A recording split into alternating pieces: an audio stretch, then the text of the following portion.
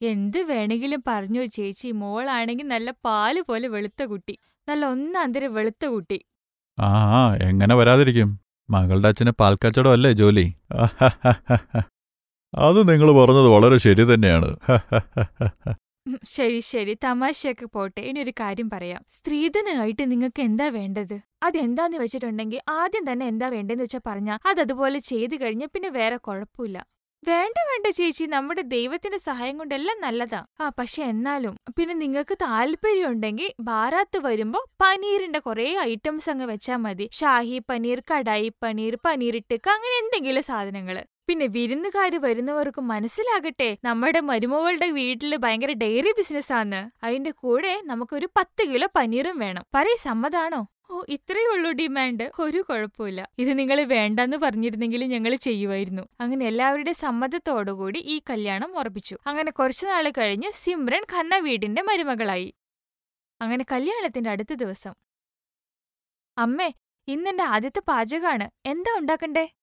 മോളെ, കഴിക്കാൻ വേണ്ടി പനീറിന്റെ ഐറ്റം ഉണ്ടാക്ക്. പനീർ മഖനി, പനീർ ചങ്കേസി, പനീർ ക ചില, പനീർ ക ദോശ, നിനക്ക് ഇഷ്ടമുള്ള എന്ത് വേണമെങ്കിലും ഉണ്ടാക്കിക്കോ. എന്റെ വായില് വെള്ളം വരുന്നു. മതി മതി അമ്മേ, ഈ ലിസ്റ്റിന് കുറച്ച് ബ്രേക്ക് കൊടുക്കമ്മേ. ഇതൊക്കെ ഞാൻ ഉണ്ടാക്കാം, പക്ഷെ പനീർ എവിടെ?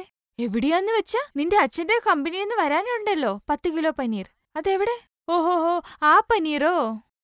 ശരിയമ്മേ, ഞാൻ ഈ അച്ഛനെ വിളിച്ച് ചോദിക്കാം. അങ്ങനെ സിമ്രൻ അച്ഛനെ വിളിച്ചിട്ട് 10 കിലോ പനീർ അയക്കാൻ പറഞ്ഞു. നീ ഒരു 15 മിനിറ്റ് വെയിറ്റ് ചെയ്യ മോളെ, ഇപ്പൊ രാജു ഇപ്പൊ വന്നോണ്ടിരിക്കുന്നുള്ളൂ. നിനക്ക് ശ്രീധരമായിട്ടുള്ള പനീറും എടുത്തിട്ട് രാജു ഇപ്പൊ വരുന്ന വഴിയാണ്, അതുകൊണ്ട് സമയം എടുക്കുന്നതാണ്. ശരി ശരി. വീടിന്റെ കോളിംഗ് ബെല്ലടിച്ചു. സിമ്രൻ വാതിൽ തുറന്നപ്പോ ആരെയാ കണ്ടത്? അച്ഛന്റെ ഡയറി ബിസിനസ്സിൽ വർക്ക് ചെയ്യുന്ന രാജുവിനെ. നീ ഇപ്പോഴാണോ വരുന്നത്? വേഗം താ പനീർ, ഞാൻ പോയി ഭക്ഷണം ഉണ്ടാക്കട്ടെ. അങ്ങനെ പെട്ടെന്ന് തന്നെ പനീറിന്റെ ഒത്തിരി ഐറ്റംസ് ഉണ്ടാക്കി വന്നു. ഇന്ന് എന്തോരം ഐറ്റംസാ ഉള്ളത്! ഇത് പാർട്ടിക്കുള്ളതിലും കൂടുതൽ ഐറ്റംസ് ഉണ്ടല്ലോ. പനീർ പാർട്ടിയിൽ പോലും എത്രയ്ക്ക് ഐറ്റംസ് ഉണ്ടാവില്ല. അതേ മോള്, നീ എന്തോരം ക്ഷീണിച്ചു. ശരി, നീ ഇതെല്ലാം പനീരെല്ലാം കഴിക്ക്, ശരീരമൊക്കെ നന്നാവട്ടെ. ഈ പനീർ നീ എന്തോരം കഴിക്കുന്നോ അത്രയും നല്ലതാ നിന്റെ ആരോഗ്യത്തിന്. അങ്ങനെ ആ മൊത്തം കുടുംബം ആ പനീരെല്ലാം വളരെ ആസ്വാദനത്തോടെ കഴിച്ചു. അങ്ങനെ റൂമിലേക്കും തിരിച്ചുപോയി. അങ്ങനെ ഉച്ചത്തെ ഭക്ഷണത്തിന് സമയമായി. മോളെ, നീ ഒരു കാര്യം ചെയ്യ്, ഇനി ഭക്ഷണം ഉണ്ടാക്കുമ്പോ ഒത്തിരി പനീർ ഇട്ടിട്ട് ഫ്രൈഡ് റൈസ് ഉണ്ടാക്ക്. എനിക്ക് ഭയങ്കര ഇഷ്ടം അത്. നമ്മുടെ വീടിന്റെ സൈഡിലുള്ള കടയില്ലേ, അവിടെ ഉണ്ടല്ലോ, അവൻ ഭയങ്കരമായിട്ട് പറ്റിക്കും നമ്മളെ. ഇത്രയും വില കൂടിയതൊക്കെ ആര് വാങ്ങിക്കാനാ? ശരി ശരി അമ്മേ. പിന്നെ കുറച്ചു കഴിഞ്ഞ് പനീർ ഫ്രൈഡ് റൈസ് അവൾ അടുക്കളയിൽ ഉണ്ടാക്കി. അങ്ങനെ വീണ്ടും വൈകുന്നേരമായി. മരുമോളെ, ഇപ്പൊ ചൂടോടെ കുറച്ച് പനീറിന്റെ പക്കവട കിട്ടിയിരുന്നെങ്കിൽ നന്നായിരുന്നു. അത് എന്താന്നറിയോ മോളെ, നിന്റെ അച്ഛന്റെ കടയിലെ പനീർ വളരെ സ്വാദിഷ്ടമാണ്. ഇത് കേട്ടതും അവൾക്ക് വളരെ സന്തോഷമായി. അവൾ അടുക്കളയിൽ പോയിട്ട് പനീർ പക്കോട ഉണ്ടാക്കി കൊണ്ടുവന്നു. അങ്ങനെ വീണ്ടും വൈകുന്നേരമായി. ശരി മോളെ, നീ ഒരു കാര്യം ചെയ്യ്, രാത്രി പനീർ ബുർജിയും ചപ്പാത്തി ഉണ്ടാക്ക്. പിന്നെ ഷാഹി പനീറും പനീറിന്റെ ബുർജിയും ഉണ്ടാക്ക്. അമ്മേ, ഇന്ന് രാവിലെ മുതൽ പനീറല്ലേ കഴിക്കുന്നേ? ഇത്രയും പനീർ കഴിച്ചിട്ട് വയറ് നിറഞ്ഞു. എന്റെ പൊന്നു മോളെ, നീ എന്താ ഇങ്ങനെ? ഇനി ആരെങ്കിലും പനീർ കഴിച്ചിട്ട് വയറ് നിറയോ? ശരി, ഇപ്പോ പോയി ഭക്ഷണം ഉണ്ടാക്കാൻ നോക്ക് രാത്രിത്തേക്ക്. അങ്ങനെ രാത്രിത്തെ ഭക്ഷണം ഉണ്ടാക്കാനായിട്ട് സിമ്രൻ വീണ്ടും തുടങ്ങി. പനീർ ഐറ്റംസ് തന്നെ. അങ്ങനെ കുറച്ചു സമയം കഴിഞ്ഞ് എല്ലാവർക്കും ഭക്ഷണം ഉണ്ടാക്കി ടേബിളിൽ വെച്ചു. അങ്ങനെ അടുത്ത ദിവസം വീണ്ടും സുപ്രഭാതമായി. സിമ്രൻ രാവിലെ പണിയെല്ലാം കഴിഞ്ഞ് അമ്മയുടെ അടുത്തേക്ക് പോയി. അമ്മേ, ഇന്ന് രാവിലെ കഴിക്കാൻ എന്താ വേണ്ടേ? മോളെ, ഇത് ചോദിക്കേണ്ട വല്ല കാര്യമാണോ? പനീർ പറാഠ ഉണ്ടാക്ക്, വെണ്ണയുടെ കൂടെ കഴിക്കാം. അതന്നെ. അമ്മ, പനീർ എവിടെയാ? അതെല്ലാം തീർന്നില്ലേ? അതിന് ഇന്നും വന്നില്ലേ 10 കിലോ പനീർ വീട്ടീന്ന്? 10 കിലോ പനീറോ? അമ്മ എന്തേലും ഓർഡർ ചെയ്തിട്ടുണ്ടോ? ഈ ബുദ്ധിയില്ലാത്ത പെണ്ണെ, ഞാൻ എന്തിനാ 10 കിലോ ഓർഡർ ചെയ്യുന്നേ? നിന്റെ ഡയറി കമ്പനിന്ന് വരില്ലേ, പിന്നെന്തിനാ? അതുകൊണ്ടല്ലേ നമ്മളിതെല്ലാം പറഞ്ഞുറപ്പിച്ചത്. എല്ലാ ദിവസവും 10 കിലോ പനീർ വരണ്ടേ വീട്ടീന്ന്? പക്ഷെ 10 കിലോ ഒരു ദിവസത്തേക്കല്ലേ അമ്മ പറഞ്ഞത്? ഒരു ദിവസത്തേക്കല്ല, എല്ലാ ദിവസത്തേക്കുമാണ് 10 കിലോ പറഞ്ഞത് മാഡം. ശരി, വേഗം ഫോൺ വിളിച്ചിട്ട് 10 കിലോ പനീർ കൊണ്ടുതരാൻ പറയ്. ഇന്ന് എന്തായാലും സൺഡേയാ, അപ്പൊ എല്ലാവർക്കും പനീർ പറാഠ കഴിക്കാൻ ഇഷ്ടായിരിക്കും. ഇത് കേട്ടിട്ട് സിമ്രൻ ആകെ വല്ലാതായി. ഇതും പറഞ്ഞ് സിമ്രന്റെ അമ്മ അവിടെ നിന്ന് പോയി. അങ്ങനെ പറഞ്ഞ് സിമ്രൻ അമ്മയെ വിളിച്ച് ഒരു 10 കിലോ പനീറും കൂടി അയക്കാനായിട്ട് പറഞ്ഞു. കുറച്ചു കഴിഞ്ഞ് വീട്ടിൽ നിന്ന് 10 കിലോ പനീർ വന്നു. അങ്ങനെ ആ പനീർ കൊണ്ട് പനീർ പറാട്ട ഉണ്ടാക്കി എല്ലാവരും വളരെ നന്നായിട്ട് കഴിച്ചു. പിന്നെ ഉച്ചയ്ക്ക് മട്ടർ പനീറിന്റെ ഡിമാൻഡായി. ഡാർലിംഗ്, ഇന്ന് ഉച്ചക്കത്തെ ഭക്ഷണത്തിന് ചോറും പനീറും മതി. ശരിയെന്നാ. എല്ലാവർക്കും മട്ടർ പനീറും ചോറും ഉണ്ടാക്കി എല്ലാവരും വളരെ നന്നായിട്ട് കഴിച്ചതിന് ശേഷം പാത്രമെല്ലാം കഴുകി വെച്ച് പിന്നെ ഈവനിങ് സ്നാക്സിന്റെ സമയമായി. ചേച്ചി, ഇന്ന് പനീർ സാൻഡ്വിച്ച് ഉണ്ടാക്കൂട്ടോ. കഴിക്കാൻ ഒത്തിരി ആഗ്രഹമുണ്ട്. ഓ പിന്നെ മരുമകളെ, ഇന്ന് രാത്രിത്തെ ഭക്ഷണത്തിന് പാലക് പനീർ തന്നെ ആയിക്കോട്ടെ.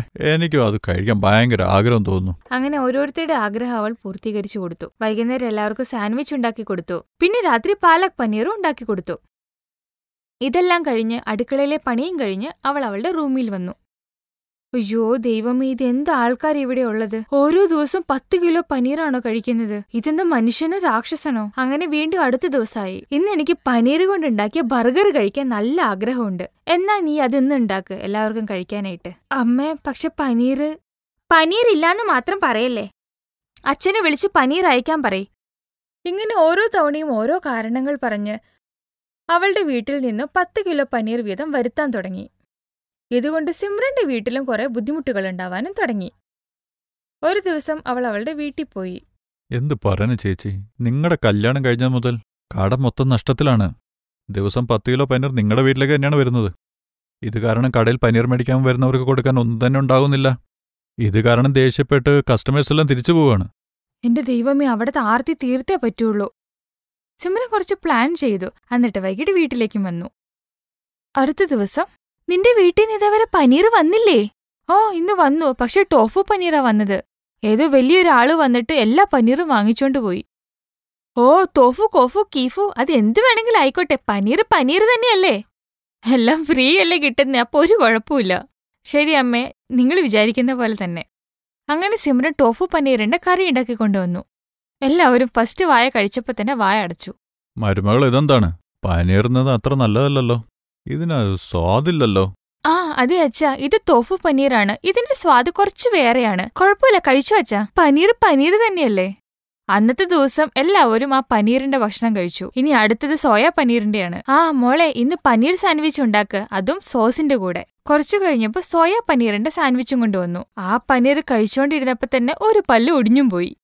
ഓ ദൈവം, എന്റെ പല്ല്. വേണ്ട, എനിക്ക് കഴിക്കണ്ട അത്. മരുമകളെ, നീ എനിക്ക് വേണ്ടി റൊട്ടിയോ പച്ചക്കറി എന്തെങ്കിലും ഉണ്ടാക്കോ? ആ എനിക്കും അങ്ങനെ തന്നെയാ. അടുത്ത തവണ മൂഫലി പനീറിന്റേതായിരുന്നു. ഓ, അത് കഴിച്ചിട്ട് അവക്ക് ലൂസ് മോഷനായി. രാവിലെ മുതൽ രാത്രി വരെ ബാത്റൂമിൽ തന്നെയായിരുന്നു. അയ്യോ രാമ, ഞാനിപ്പോ ചത്തുപോവേ. എനിക്ക് ഇന്നു മുതൽ ഇനി പനീർ കാണുക വേണ്ട. ചില സമയത്ത് ഖട്ടാ പനീർ വരും, ചില സമയത്ത് ചീത്തയായ പനീറും വരും. ഓരോ ദിവസവും ഓരോ തരം പനീർ കഴിച്ചിട്ട് അവരുടെ മനസ്സും വയറും നിറയാൻ തുടങ്ങി. അങ്ങനെ അവർ എന്നേക്കുമായിട്ട് പനീർ കഴിക്കുന്നത് വിടാനും തുടങ്ങി. അവരിപ്പോ പനീർന്ന് പറയുക പോലും ചെയ്യാറില്ല. ഇപ്പൊ സിമ്രനും സിമ്രന്റെ വീട്ടുകാരും വളരെ സന്തോഷത്തിലാണ്.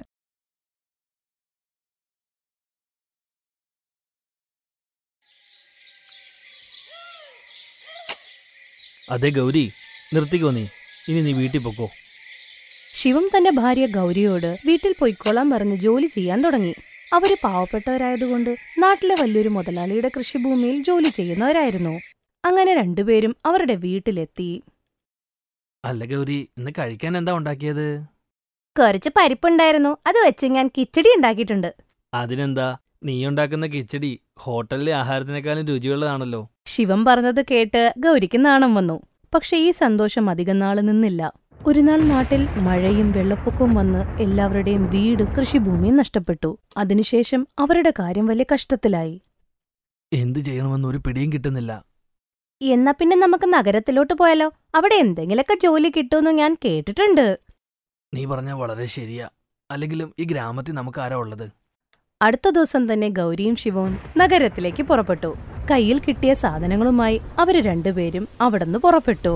വെള്ളത്തിലൂടെ നടന്ന് അവരാദ്യം ബസ് സ്റ്റാൻഡിൽ പോയി നേരെ നഗരത്തിലെത്തി. തൽക്കാലം ഇന്നിവിടെ തങ്ങാനുള്ള വഴി നോക്കാം. എന്നിട്ട് നാളെ ഞാൻ എന്തെങ്കിലും ജോലി കിട്ടുമെന്ന് നോക്കട്ടെ. ശരി, ദൈവം എന്തായാലും ഇത്രയൊക്കെ നമ്മളിവിടെ എത്തിച്ചില്ലേ, എന്തെങ്കിലും വഴി കാണിച്ചു തരും. അങ്ങനെ അവര് രണ്ടുപേരും ആ ബസ് സ്റ്റോപ്പിൽ തന്നെ രാത്രി കിടന്ന് ശിവം രാവിലെ ആയപ്പോ ജോലി തപ്പി ഇറങ്ങി. രാവിലെ മുഴുവൻ നടന്നിട്ടും അവന് ജോലിയൊന്നും കിട്ടിയില്ല. എന്തു പറ്റി? ജോലിയൊന്നും കിട്ടിയില്ലേ? ഓ എവിടുന്ന്, എനിക്കാണ് നല്ല വിശപ്പുണ്ട്. നീയും രാത്രി തൊട്ട് ഒന്നും കഴിക്കാതിരിക്കുന്നതല്ലേ. ആ ശരി, നമുക്ക് എന്തെങ്കിലും കഴിക്കാം. ഇതാ അവിടെ ഒരു തട്ടുകട ഉണ്ടല്ലോ, നമുക്ക് അവിടെ പോയി നോക്കാം. ചേട്ടാ, 2 പ്ലേറ്റിന് എത്രയാ? ആ, ഒരു പ്ലേറ്റിന് 100 രൂപയാ, 2 എണ്ണത്തിന് 200 രൂപയാകും. എന്റെ പൊന്നു ചേട്ടാ, ചേട്ടന്റെ ഭക്ഷണത്തിന് എന്ത് വിലയാ? നിങ്ങൾ നഗരത്തിൽ ആദ്യമായിട്ടാണോ? കയ്യില് കാശൊന്നും ഇല്ലാതെയാണോ രണ്ടുപേരും കഴിക്കാനായി വന്നത്? ഒന്നും മിണ്ടാതെ തന്നെ രണ്ടുപേരും 2 പ്ലേറ്റ് വാങ്ങി കഴിക്കാൻ തുടങ്ങിയതോടെ ഥു ഥു. അയ്യയ്യേ, എന്റെ ദൈവമേ, ഇത്രയും വില കൂടിയ ഭക്ഷണത്തിന് ഒരു രുചിയില്ലല്ലോ. മട്ടർ പനീർ എന്ന് പറഞ്ഞിട്ട് ഒരു മസാലയില്ലല്ലോ. സത്യം പറയാലോ, ഉപ്പും ഇല്ല എരിവും ഇല്ല. നമ്മുടെ പൈസ പോയെന്ന് പറഞ്ഞാ മതി. വളരെ ബുദ്ധിമുട്ടോടെ കഴിച്ച ഭക്ഷണത്തിന്റെ പൈസ കൊടുത്ത് അവരവിടെ നിന്നങ്ങ് പോയി. ഇതിനേക്കാളും നന്നായിട്ട് മട്ടർ പനീർ ഉണ്ടാക്കാൻ എനിക്കറിയാം. ആണോ? അതൊരു പുതിയ അറിവാണല്ലോ. ഇതുവരെ നീ എനിക്ക് ഉണ്ടാക്കി തന്നിട്ടില്ലല്ലോ. അങ്ങനെയാണെങ്കിലേ നീ ഒരു പ്രാവശ്യം ഒന്ന് ഉണ്ടാക്കി കാണിച്ചേ. നാളെ തന്നെ ഞാൻ എല്ലാ സാധനവും വാങ്ങിത്തരാം. ശിവം തന്റെ കയ്യിലുള്ള ബാക്കി പൈസ കൊണ്ട് ആവശ്യമുള്ള സാധനങ്ങളൊക്കെ വാങ്ങിച്ചുകൊണ്ട് വന്നു. ഗൗരി ഇഷ്ടിക കൊണ്ട് അടുപ്പ് കൂട്ടി ഒരു പാത്രത്തിൽ മട്ടർ പനീർ ഉണ്ടാക്കാൻ തുടങ്ങി. ശിവം മട്ടർ പനീർ വായിൽ വെച്ചപ്പോൾ തന്നെ എന്താ ഗൗരി, ശരിയാണല്ലോ. ഈ മട്ടർ പനീർ അയാളുണ്ടാക്കിയതിനേക്കാളും അടിപൊളിയാണല്ലോ. ഇത് വെച്ച് നമുക്കൊരു തട്ടുകട തുടങ്ങിയാലോ? അത് നല്ലതാണ്. നിങ്ങൾ ബാക്കി സാധനങ്ങളൊക്കെ മേടിച്ചോണ്ട് വന്നാ മട്ടർ പനീർ ഉണ്ടാക്കുന്ന കാര്യം ഞാൻ ഏറ്റു. രണ്ടുപേരുടെ ഉള്ള സമ്പാദ്യം വെച്ച് അവരൊരു ഉന്തുവണ്ടി വാങ്ങിച്ച് ബാക്കിയുള്ള പൈസ കൊണ്ട് വാടകയ്ക്കൊരു മുറിയെടുത്തു. എന്നും അവർ ചോറ്, ചപ്പാത്തി, മട്ടർ പനീർ ഉണ്ടാക്കും. എന്നിട്ടത് വിൽക്കും. നല്ല സ്വാദുള്ളതുകൊണ്ടും ആൾക്കാരവിടെ കഴിക്കാൻ വരും. അങ്ങനെ അവർക്ക് നല്ല വരുമാനവും വന്നു. ഗൗരിയും ശിവവും സംസാരിച്ചുകൊണ്ടിരുന്ന സമയത്ത് പൊക്കമുള്ള രണ്ടാൾക്കാർ വന്നു. അതെ, കഴിക്കാൻ വല്ലതും ഉണ്ടോ ഇവിടെ? വരൂ, കഴിക്കാനുണ്ടല്ലോ.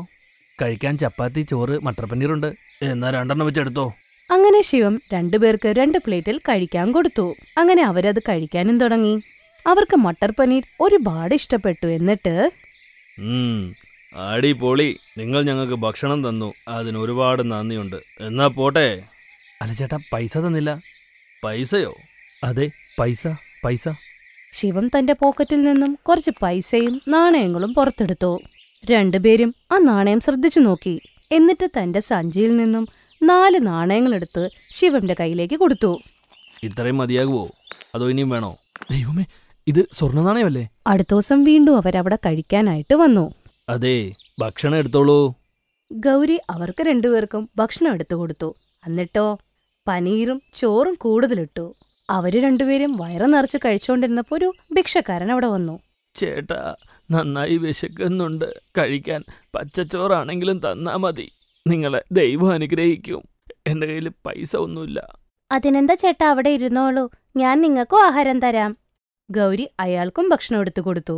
ഇത് കണ്ട രണ്ടുപേർക്കും ഒരുപാട് സന്തോഷമായി. ഇപ്രാവശ്യം 5 സ്വർണ്ണ നാണയങ്ങളാണ് കൊടുത്തത്. നിങ്ങൾ രണ്ടുപേരും നല്ലവരാണ്.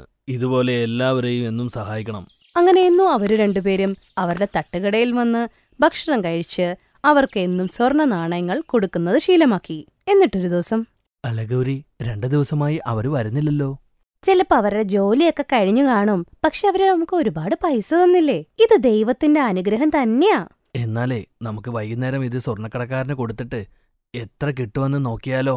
വൈകുന്നേരം അവർ സ്വർണ്ണക്കടക്കാരന്റെ അടുത്ത് പോയി അവർക്ക് സ്വർണ്ണ നാണയത്തിനു പകരം നിറയെ പണം തിരികെ കൊടുത്തു. ആ പണം കൊണ്ട് അവരൊരു പുതിയ വീട് വെച്ചു. അതിനുശേഷം അവര് നല്ലൊരു ഭൂമി വാങ്ങി അതിലവർ സ്വന്തമായി ഹോട്ടലും പണിതു. അങ്ങനെ ഇരിക്കവേ അവരുടെ അടുത്തേക്ക് 2 ഭിക്ഷക്കാര് വന്നു. ദൈവത്തെ ഓർത്ത് ഞങ്ങൾക്ക് എന്തെങ്കിലും തരുവോ? ഞങ്ങൾ 2 വൃദ്ധന്മാർക്ക് കയ്യിൽ പൈസ ഒന്നുമില്ല. വിശന്നിട്ടാണ് വയ്യ. ആഹാ, കട തുറന്നതും പിച്ചക്കാരാണല്ലോ വന്നിരിക്കുന്നേ. പോ, ഇവിടെ ഒന്നുമില്ല. വിട്ടോ. ഇത് കേട്ടതോടെ ആ 2 പിച്ചക്കാര് രൂപം മാറി. അവര് തന്നെയാണ് പണ്ട് ശിവത്തിന് സ്വർണ്ണ നാണയം കൊടുത്തവർ. ശരിക്കും യമരാജനും ചിത്രഗുപ്തനുമായിരുന്നു. നിങ്ങൾ ഈ ചെയ്തത് നന്നായില്ല. പാവപ്പെട്ടവനായിരുന്ന സമയത്ത് നിങ്ങൾക്ക് ദയയും കരുണയും ഉണ്ടായിരുന്നു. പാവപ്പെട്ടവരുടെ അവസ്ഥ മനസ്സിലാക്കുമായിരുന്നു. അതുകൊണ്ടാണ് നിങ്ങൾക്ക് ഞാൻ സ്വർണ്ണ നാണയങ്ങൾ തന്നിരുന്നത്. സമ്പത്ത് വന്നപ്പോൾ നിങ്ങൾ രണ്ടുപേരും അഹങ്കാരികളായി മാറിയിരിക്കുന്നു. നിങ്ങൾ എങ്ങനെയായിരുന്നോ അതുപോലെ തന്നെ ആവാൻ പോകുന്നു. പെട്ടെന്നൊരു വെളിച്ചം വന്ന് അവര് രണ്ടുപേരും ഉണ്ടാക്കിയ ഹോട്ടലും കാണാതെയായി. വെറും ഭൂമി കണ്ട് രണ്ടുപേരും കരയാൻ തുടങ്ങി. അവരപ്പ തന്നെ അവരുടെ വീടിന്റെ അടുത്തേക്ക് പോയപ്പോ ബംഗ്ലാവ് പോലെ ഉണ്ടായിരുന്ന വീട് പഴയ വീടായി മാറി. അവരുടെ ഉന്തുവണ്ടിയും അവിടെ തന്നെ ഉണ്ടായിരുന്നു. രണ്ടുപേരും കുറെ ദിവസത്തേക്ക് കരഞ്ഞുകൊണ്ടേയിരുന്നു. എന്നിട്ടവർ വീണ്ടും തട്ടുകടയിട്ടു. പണ്ടത്തെ പോലെ തന്നെ മട്ടർ പനീറും ചപ്പാത്തിയും ചോറും ഒക്കെ ഉണ്ടാക്കി വിൽക്കാൻ തുടങ്ങി. അതെ ചേട്ടാ, വിശന്നിട്ട് വയ്യ. കഴിക്കാൻ എന്തെങ്കിലും തരുവോ?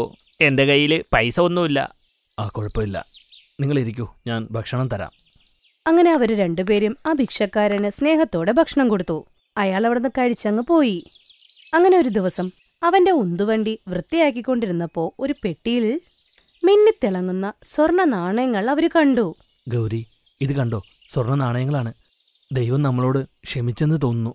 രണ്ടുപേരും സ്വർണ്ണ നാണയം കണ്ടതിന്റെ സന്തോഷത്തിൽ നേരെ മട്ടർ പനീറിലേക്കൊന്ന് നോക്കി. ഇപ്പൊ അവർക്ക് മനസ്സിലായി എന്ത് ചെയ്യണമെന്ന് എന്ത് ചെയ്യണ്ട എന്നും. Thanks for watching.